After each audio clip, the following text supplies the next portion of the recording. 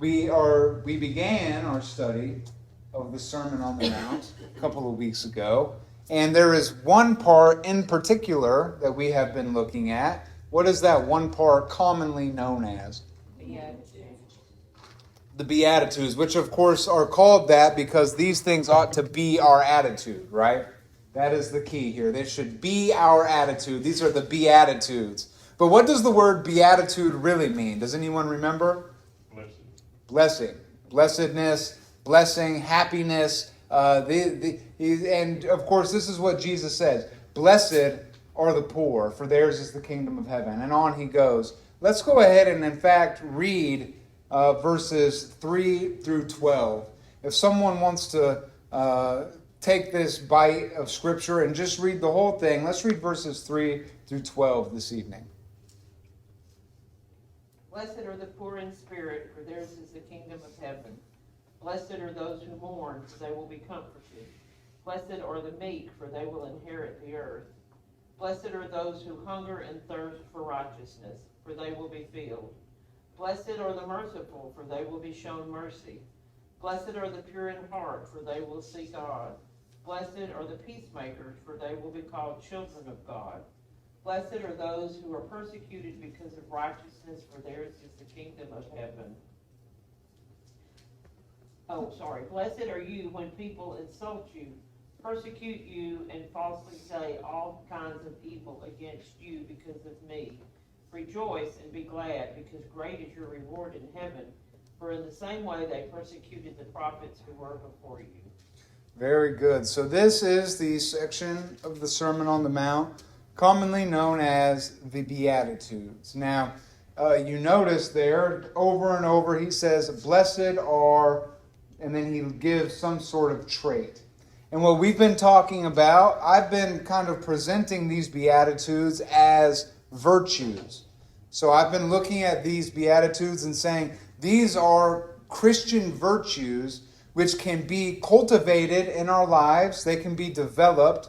And the more that we develop these virtues in our life, the more we will experience blessedness or happiness, as the case may be, in not only in this life, but also in the life to come.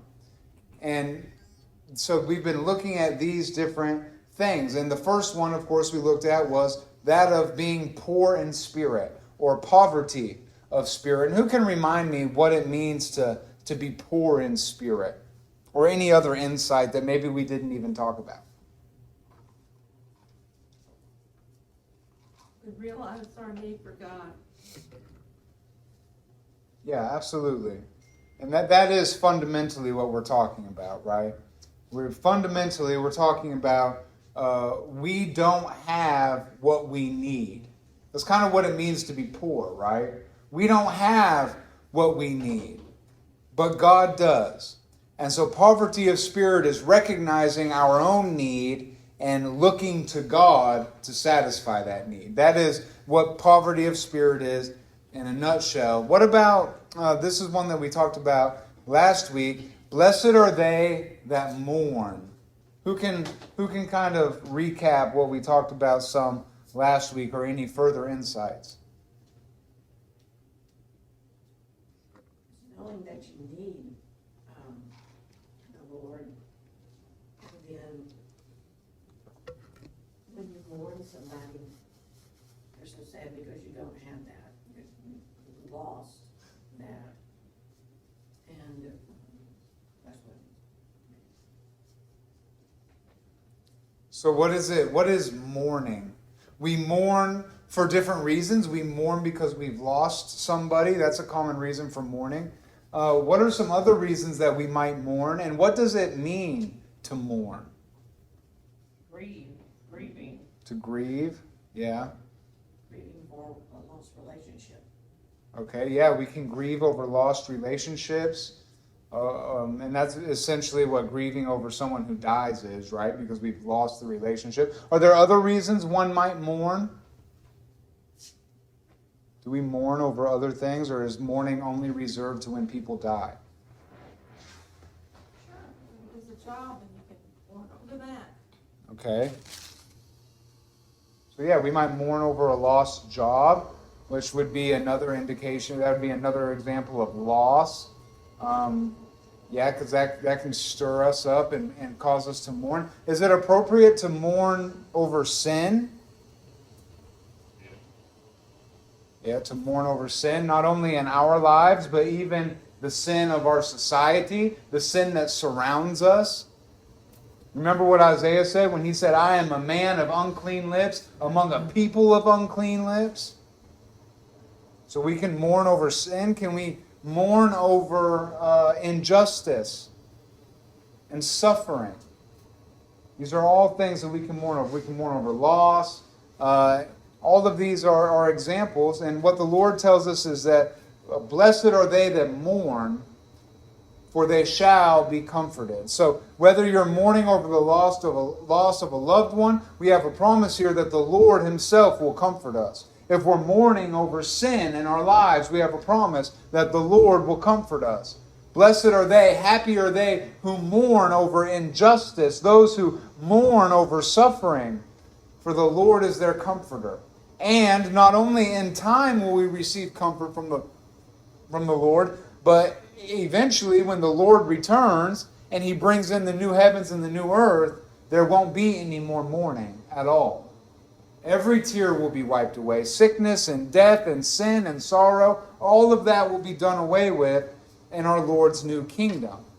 So blessed are they who mourn, for they shall be comforted. And that brings us now into verse 5. And verse 5 is what we're going to look at this evening. And if someone wants to read verse 5 for us again. Blessed are the meek, for they shall inherit the earth. Very good. Blessed are the meek, for they shall inherit the earth. You know, at our church in Carthage, there was a family whose last name was Meek. And so this was like their passage, you know. Blessed are the meeks, for they shall inherit the earth, we would say as a joke. But this is a good one. Blessed are the meek, for they shall inherit the earth. So we want to spend a little bit of time examining what does it mean to be meek? What is meekness? And then we're going to talk briefly about what it means to inherit the earth. But as I have wanted and intended for the focus to be in our study here, I want to spend about as much time talking about how we can apply these things as we do talking about what they mean. I would like to spend about as much time talking about how we can cultivate this virtue in our life and live this virtue out, and in so doing experience the blessedness of living that kind of virtuous characteristic. And so let's take a few moments to examine what this may mean, and then let's spend some time also seeing how we can live this out, how we can apply this idea in our lives. So what does meekness mean? Does anyone have any ideas? Who can tell me what it means to be meek? Gentle, mild. Okay. Gentle, mild, not impressive, you say? Not aggressive, yes. Okay. I have always been told that being meek means that you have a teachable spirit. A teachable spirit, I like that. And Moses was the meekest man one day. Mm-hmm. Yep. Numbers chapter 12 describes Moses as the meekest man that ever lived. So, Bible says the word carries the idea of humility and self-discipline.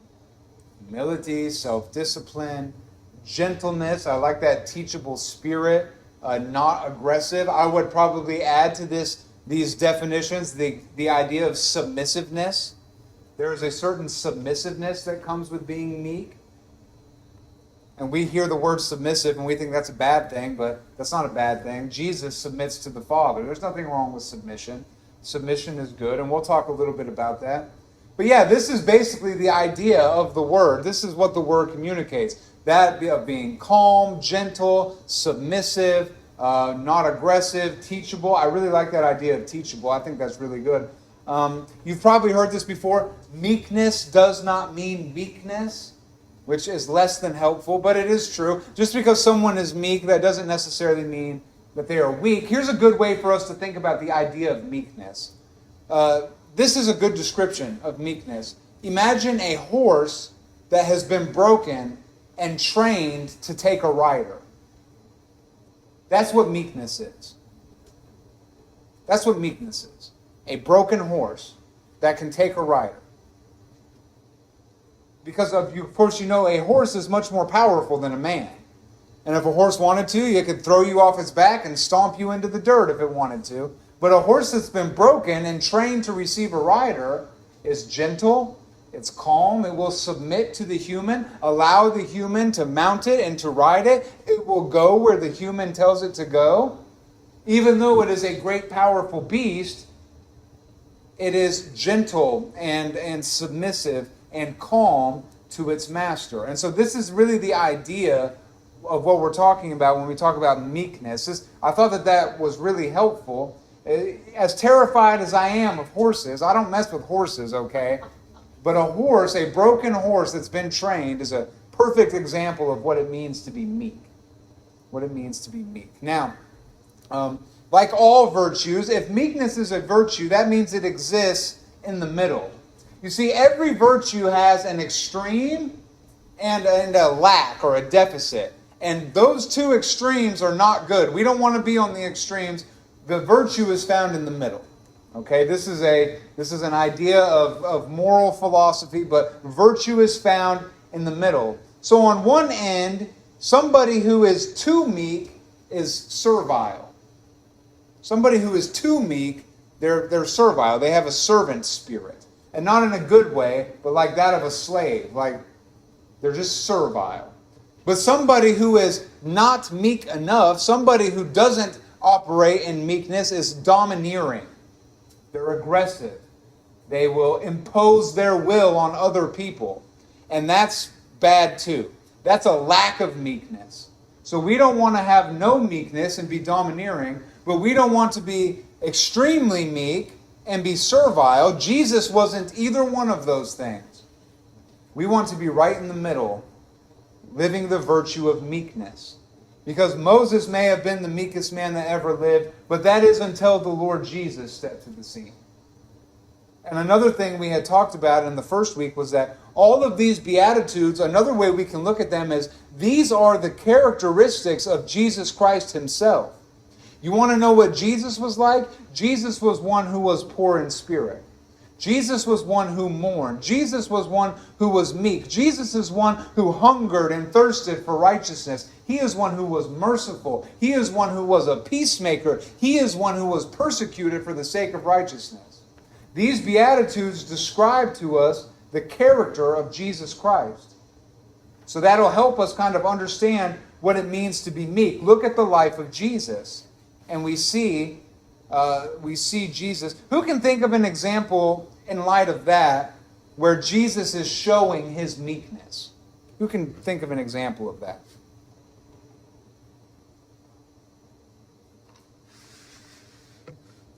Where Jesus was calm and submissive and gentle.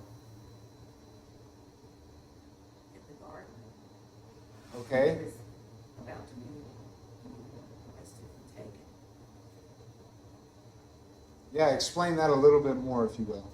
Well, of course, Judas had been paying his money and came up and gave him a kiss, showing that he was the one that the soldiers wanted. And so the soldiers were going to take him. In the meantime, one of the disciples went in said, "Do not pull out a sword and cut off the ear of one of the soldiers." And Jesus said, "No, we will not do that." And placed the ear back, and immediately it was healed. And so he was then taken. That was a great example for the disciples who oftentimes just didn't get what Jesus was saying. Yeah, that is an excellent example. That's about maybe as good of an example of the meekness of Christ as any that anyone could pull out of the book, because that's so good. Did Jesus have the power to overcome this little troop that was coming against him? He even said, right, if I wanted to, I could call down angels from heaven. Like, that's not what this is about. So he had the power to overcome them, but he voluntarily submitted to them. And as he was submitting to them, what was he really submitting to? To the will of the Father. Really, he was submitting to the will of the Father. And that's what the whole prayer in the garden was all about, right before that happened. And then here come the guards, and Jesus, submitting to God, submits to them. He was gentle to them. He restored the man's ear, you know. That is a wonderful example of meekness. And in fact, it fits quite well. Let's look at Psalm 37 for a moment. Psalm 37 is a psalm in the Old Testament, obviously. But it mentions this idea of dwelling in the land, of inheriting the land, of inheriting the earth. It even uses the phrase, the meek shall inherit the earth. It uses that phrase in this psalm. So we're going to look at a few of the verses that are found in this psalm. And maybe this is going to help give us an even fuller idea of what it means to be meek. Let's begin, and we're just going to kind of jump through some different verses. This is a very long psalm, so we're just going to pick out a few particular verses. Let's look at Psalm 37, verse 3. Trust in the Lord and do good, dwell in the land and feed on his faithfulness. Delight yourself also in the Lord, and he shall give you the desires of your heart. Very good. So he says, trust in the Lord and do good, and dwell in the land. And some translations say, and in doing this, you will dwell in the land. So trust in the Lord and do good, and you will dwell in the land. That's interesting. Let's go down and look at verse 9. Psalm 37, verse 9. For evildoers shall be cut off, but those who wait on the Lord, they shall inherit the earth. Okay, so who's going to inherit the earth? They that wait on the Lord. They that wait on the Lord. That sounds a lot like what Jesus said. Blessed are the meek, for they shall inherit the earth. And here in Psalm 37 it says, those who wait upon the Lord will inherit the earth. Let's look at verse 11. But the meek shall inherit the earth, and shall delight themselves in the abundance of peace. Very good. In fact, I'm going to read verses 9, 10, and 11 together. We should have just read all this together. It says, for evildoers shall be cut off, but those who wait upon the Lord will inherit the earth. Verse 10, for yet a little while, and the wicked shall not be. Yea, but they that diligently consider his place, and it shall not be. They will not find the wicked. So we have this contrast between evildoers and the wicked, and those who wait on the Lord. And now in verse 11, but the meek shall inherit the earth, and will delight themselves in the abundance of peace. So we have this contrast between evildoers and those who wait on the Lord. We have a contrast between the wicked, who will be cut off, and the meek, who will inherit the earth. So the meek are the opposite of the wicked. They are the opposite of evildoers. They are those who wait upon the Lord. Let's go down and read verses 21 and 22. The wicked borrows and does not repay, but the righteousness shows mercy and gives. For those blessed by him shall inherit the earth, but those cursed by him shall be cut off. Again, we're seeing a contrast. Who is the contrast between? Good and evil. Good and evil, the wicked and the righteous. And he says one of these people are going to be cut off. Who's going to be cut off? The wicked, those that are cursed of him. And then he says another one of these people will inherit the earth. Who are those people? The righteous, or those that are blessed of him. So again, we see this contrast between the wicked and the righteous, where the righteous are described as those who are blessed, and for them, they will inherit the earth. But those who are cursed, those who are wicked, they will be cut off. Let's look at verse 29. The righteous shall inherit the land and dwell in it forever. Who's going to inherit the land? The righteous. And verse 34, last verse. Wait on the Lord and keep his way, and he shall exalt you to inherit the land. When the wicked are cut off, you shall see it. Again, we see this contrast between the wicked and the righteous. The righteous are those who wait on the Lord and keep his way. And what is their reward? They inherit the earth. They will inherit the earth. They will inherit the land. So in this psalm, just in those number of verses, we see those who trust in the Lord and do good will inherit the land. Those who wait upon the Lord will inherit the earth. The meek will inherit the earth. And maybe we could define meek as those who trust in the Lord and those who do good. Those who wait upon the Lord. This is a description of who the meek are, because the reward is the same for all of them.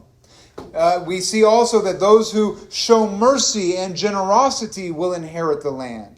That the righteous will inherit the land. That those who wait on the Lord and keep his way are those who will inherit the earth.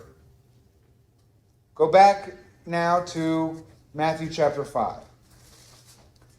Psalm 37 there gave us a great...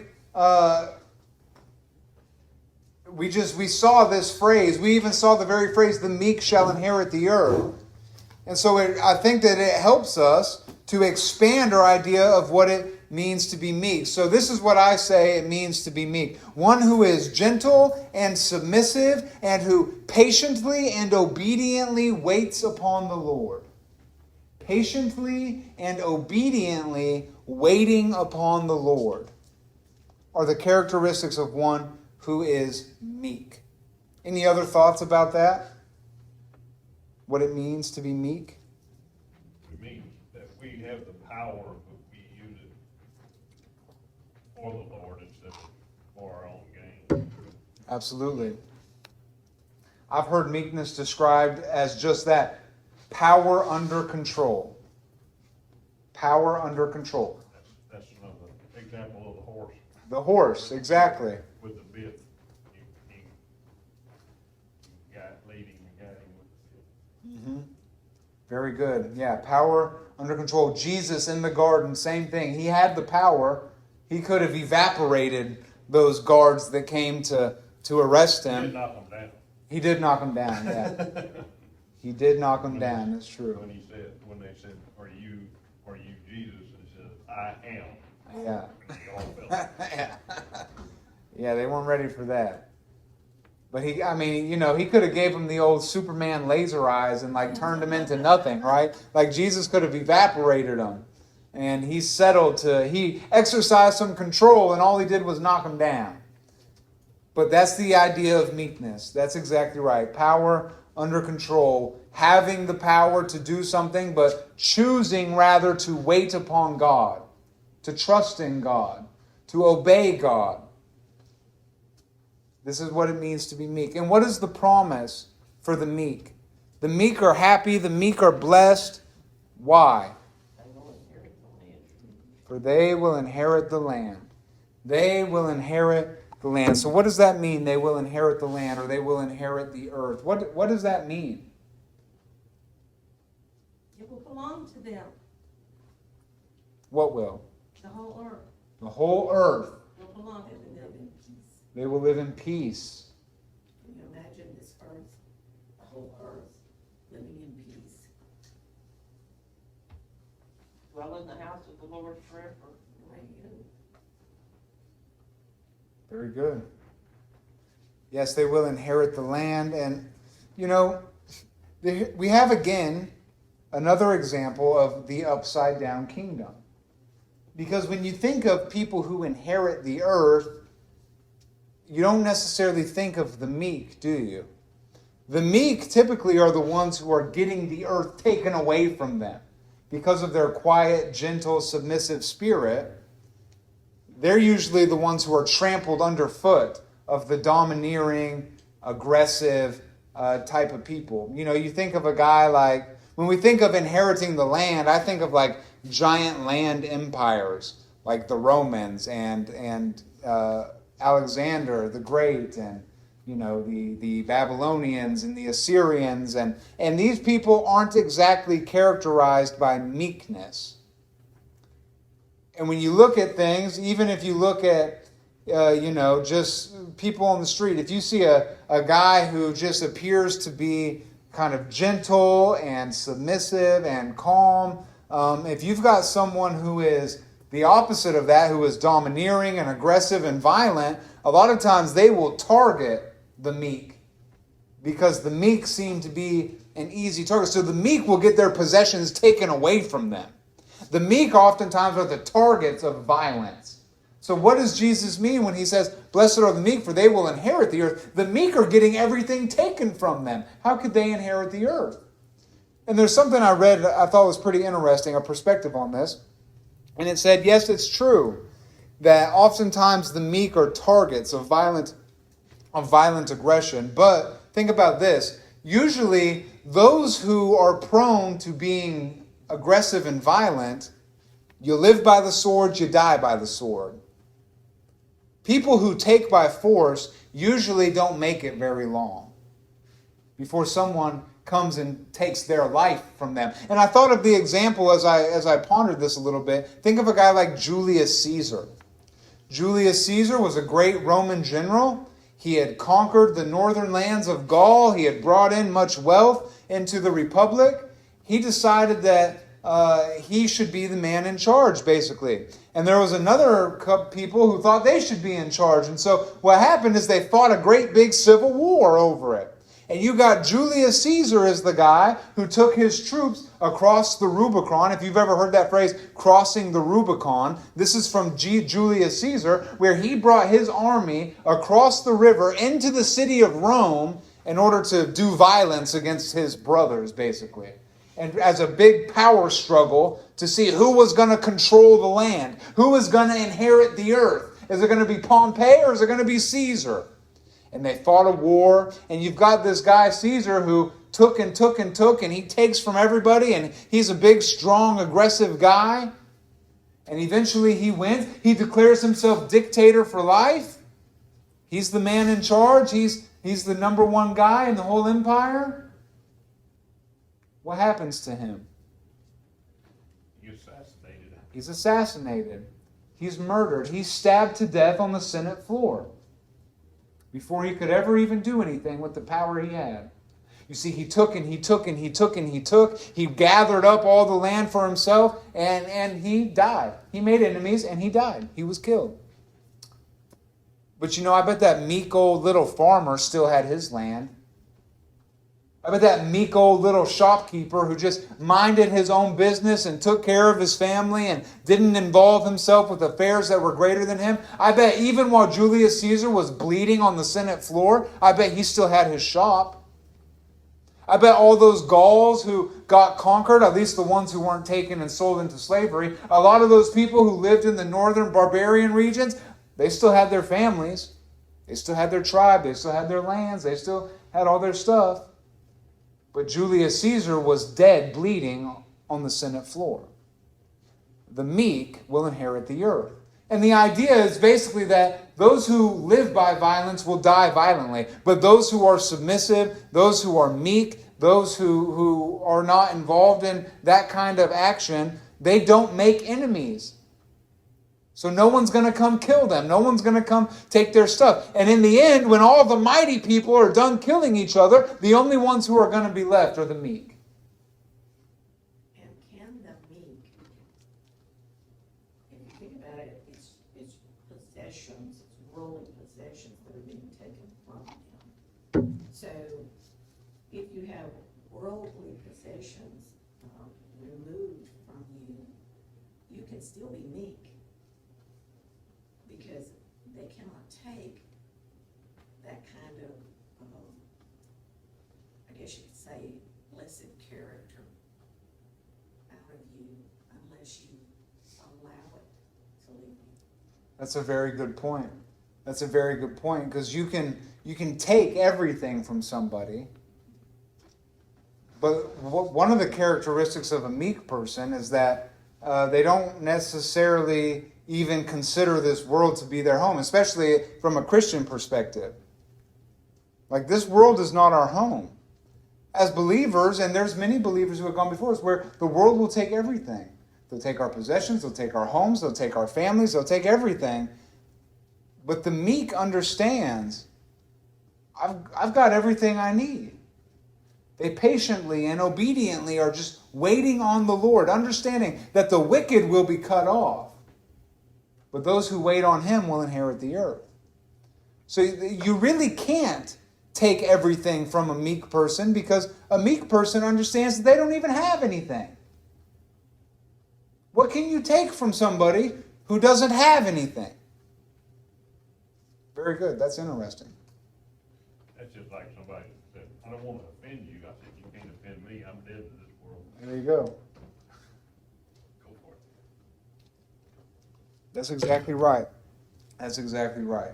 So that's an idea that we have of shall inherit the earth. Now that's in this world, and this one has kind of a limited application for in this world. And I think that really is the heart of it. You know, the meek will inherit the earth in time, in that way, because, you know, the meek will survive while those who are strong and mighty all kill each other. And the meek understand that, when all the fighting's done and all the empires collapse, it's the meek who are going to go back out and take everything back and work the land and do their thing.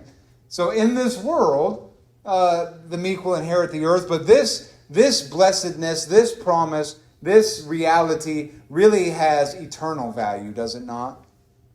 There is great eternal value in this promise. Yeah, sure, we might inherit the earth in time, and that's wonderful, but what about the new heavens and the new earth? Where there is no weeping, and there is no sorrow, and there is no pain, there is no thorn and thistle to aggravate and irritate, but the meek will inherit the new heavens and the new earth. This is a future promise. This is something that we can look forward to. Even in this life, even when strong men might come and take everything from us and abuse us and use us as the meek people or whatever, it doesn't matter, because as the meek, we understand that the wicked will be cut off, and so we will just patiently and obediently wait on the Lord. And when he ushers in his new heavens, his new earth, and his new kingdom of righteousness, who's going to inherit it? It won't be the princes and the great men. They'll be crying out for the rocks to fall on them, to hide them from the wrath of the Lamb. Who's going to inherit that? The meek. The blessed meek. Very good. Any other thoughts about what it means to be meek, or what it means to inherit the earth? Any other thoughts about that?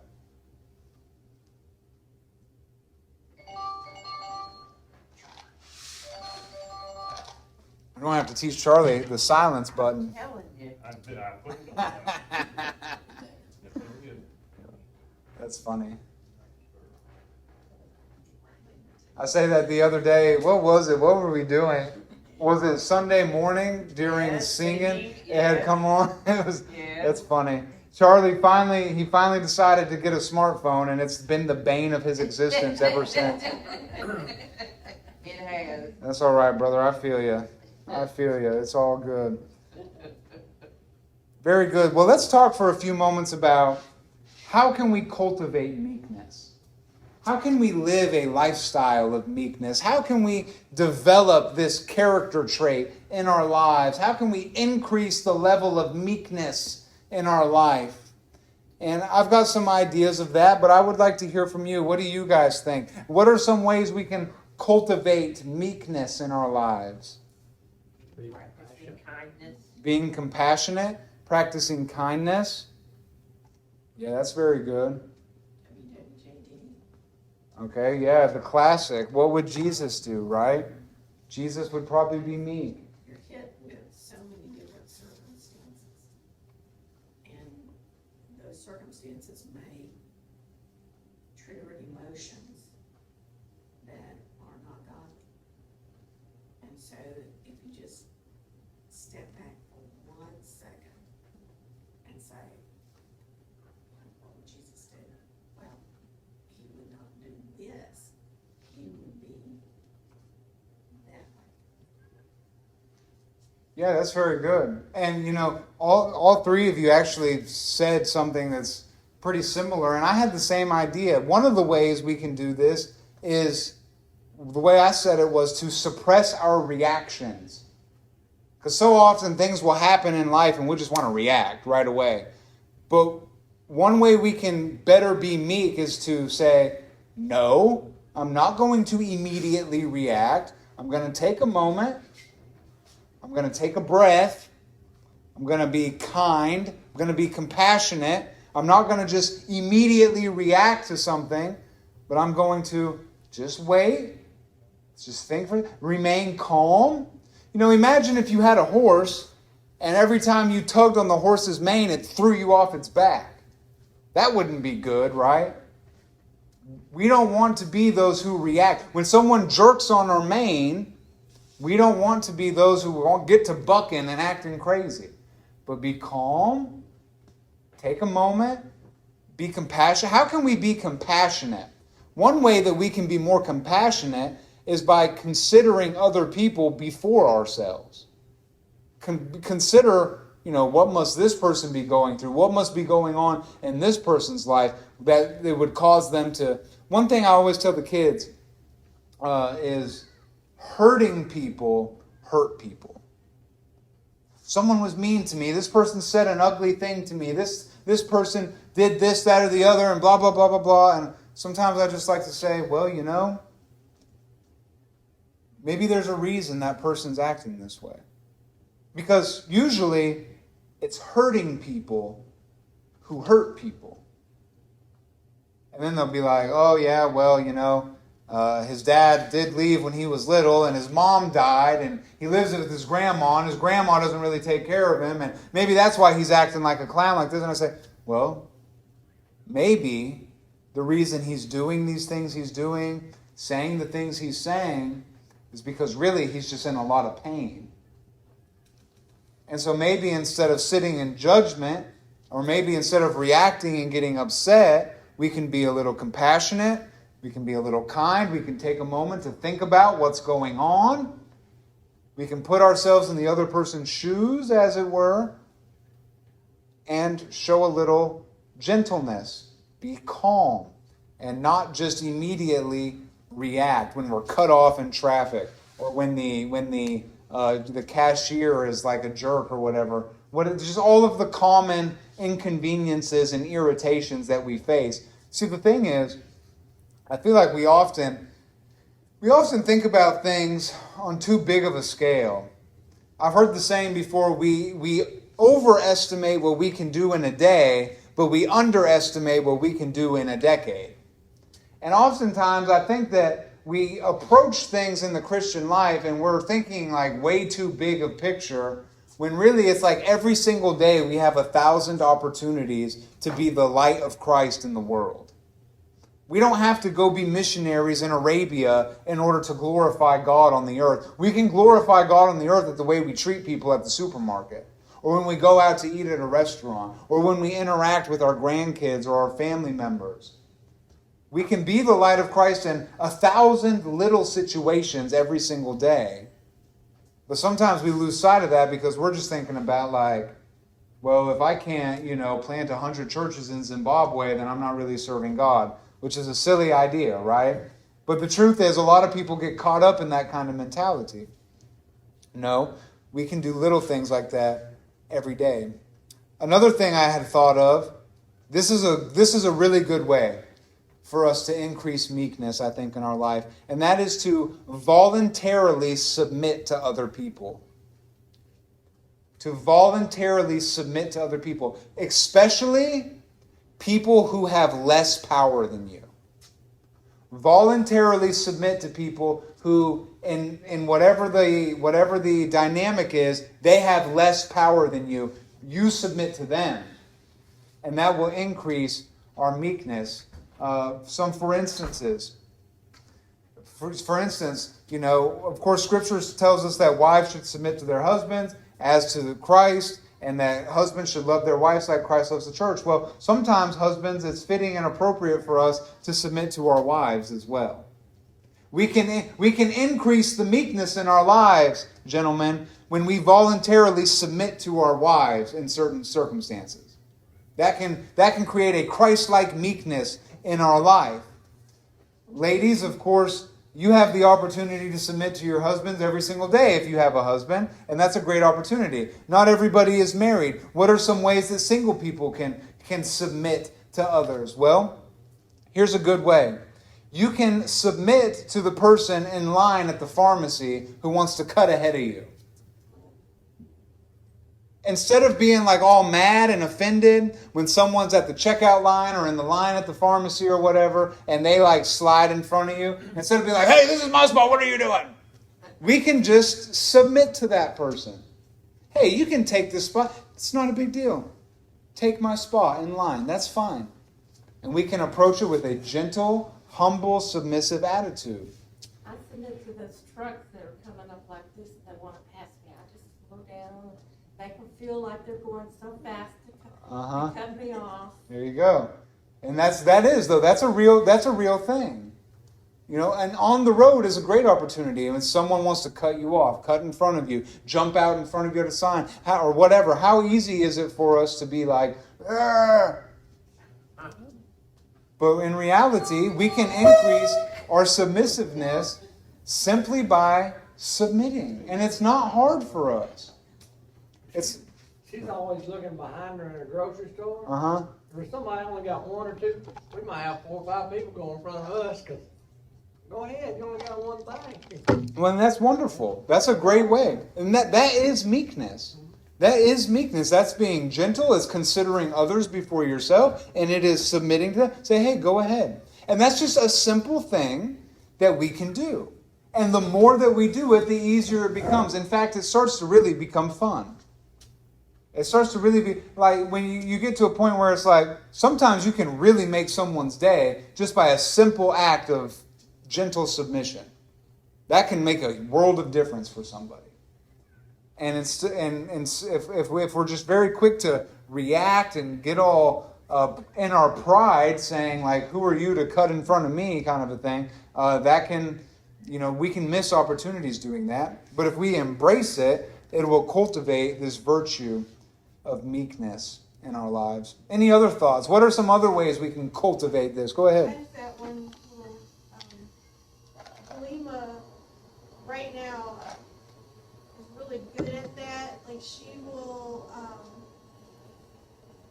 we'll be in a drive-through getting something and the person's out the window, grab the money, whatever, and she'll say, "Oh, you're beautiful," or "Oh, you're pretty," or something like that. Or if we're at a Walmart or something and we're cashing out, she'll run up there and give them a hug and and just say, "Oh, you're beautiful. I like your hair. I like this and that." I'm praying that that's gonna stick with her for the rest of her life, because everybody tells her, "Oh, you made my day," and she gets so excited. That's why she does it. She wants to make everybody's day. So, There's something, I think there's a reason why Jesus said, if you want to enter into the kingdom of heaven, you have to become like a little child. I think there's something about little children that a lot of times they can show even more virtue than us as adults.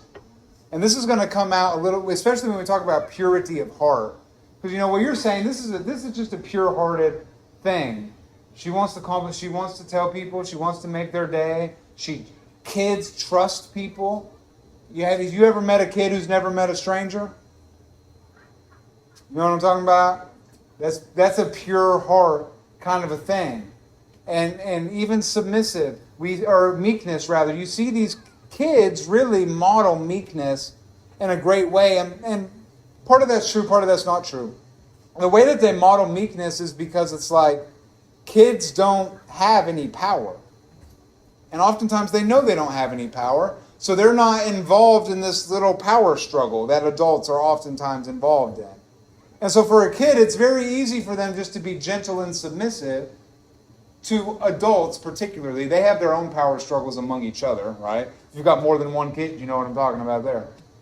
But oftentimes, the way that kids interact with adults or people in authority particularly, they model that gentleness of spirit, they model that kind of submissive attitude, and we can learn a lot by watching kids.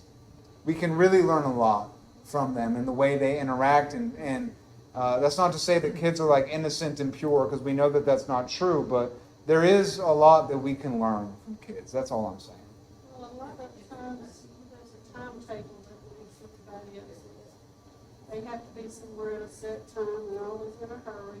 And I don't think Jesus had a watch on his wrist to tell him what time it was. I don't reckon he did. And even as children, they don't know they have to be somewhere at a set time. I can't stand to be late.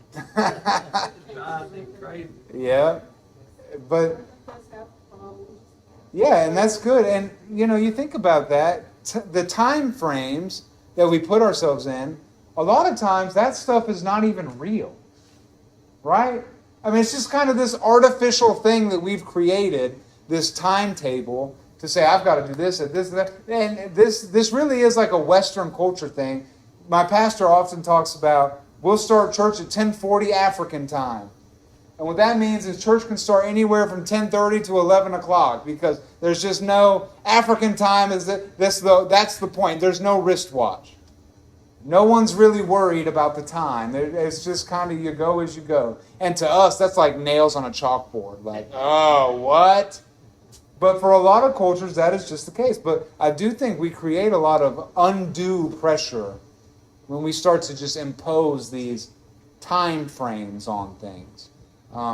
That's not to say it's all bad. There's good things. I wear a watch, okay? But I do think it can create undue pressure that leads to undue stress, that leads to un-Christ-like attitudes and reactions, right? Very good. Any other thoughts? That was very good. Pat and I were discussing that children would that love you. They love you. There is never all kinds of love. It's just all out. Mm-hmm. And oftentimes, if they don't like you, it's the same way, right? They don't want nothing to do with you. And another thing about kids is kids aren't afraid to tell you what they really think, huh? And, part of that is just improper manners, and kids have to learn. But again, there's just something so pure and free about a child that, they'll blurt out some crazy stuff, and it's like, kids, They're very honest. They're very honest, yeah. They're very honest, and Also very quick to believe. yeah. I was just saying this. So, the kids got this bubble gum. They're crayons that are bubble gum, like the old bubble gum cigarettes used to be. And they've been eating them, and so they've been playing this trick. They say, they'll like pull out the bubble gum crayon and they'll write with it and say, I guess it doesn't work. And open it up and like throw it in their mouth in front of me. I'm not the one who bought the crayons. I don't know what's going on. But they'll do it, and I'll be like, oh, what are you doing? And then they come and they say, here, and they bring me like a real crayon, right? Here, you try it.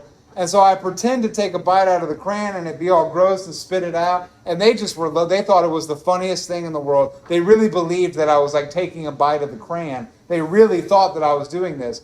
And Jordan was in there with me, and she said, they'll believe anything, won't they? And I told her, I said, yeah, they will. Kids will believe anything. That's why it's so important to never lie to a child. That's why it's so important to always tell the truth to children. Teach them things that are true, because kids will believe anything. If you teach them the truth, they'll believe you. If you teach them lies, they'll believe you. That's why we have such a great responsibility to teach our kids the truth. So that's very good, because kids will believe just about anything. And as the saying goes, kids will say the darndest things.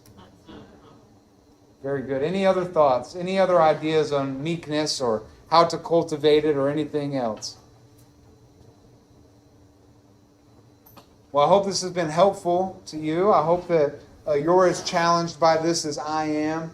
We're through the third beatitude here, and we're going to just keep moving through. Next week, Lord willing, we'll be looking at what it means to hunger and thirst after righteousness, and how we can develop in our own lives a hunger and a thirst for righteousness, what it means to be filled, and the blessedness of pursuing the things of God.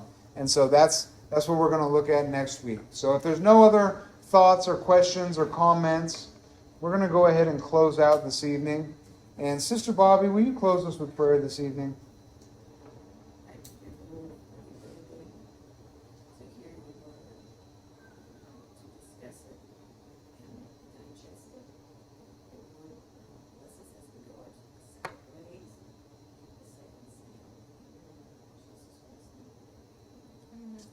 You know, there was actually one other thing I wanted to say. I apologize. I forgot about this. So I know we just did the closing prayer, but there's one other thing we can do. This is very important to cultivate this kind of meekness, and that is to patiently wait on God. To patiently wait on God. To make our requests known before Him.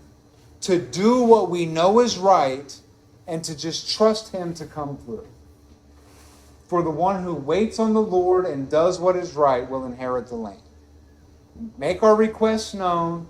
Do what we need. Sometimes that looks like confession of sin. Sometimes that looks like asking for forgiveness. Sometimes that looks like just blessing somebody. Sometimes that looks like just raising your kids and going to work and just doing your thing. But we make our requests known to God. We do what we know is right. And we just trust Him to come through with the answer. And that's really what meekness is at the end of the day. Not taking things into our own hands, not kicking against the goads and chasing the wind, but just patiently waiting on the Lord to come through as He said He would. So that was it. That's the last thing I wanted to say about that.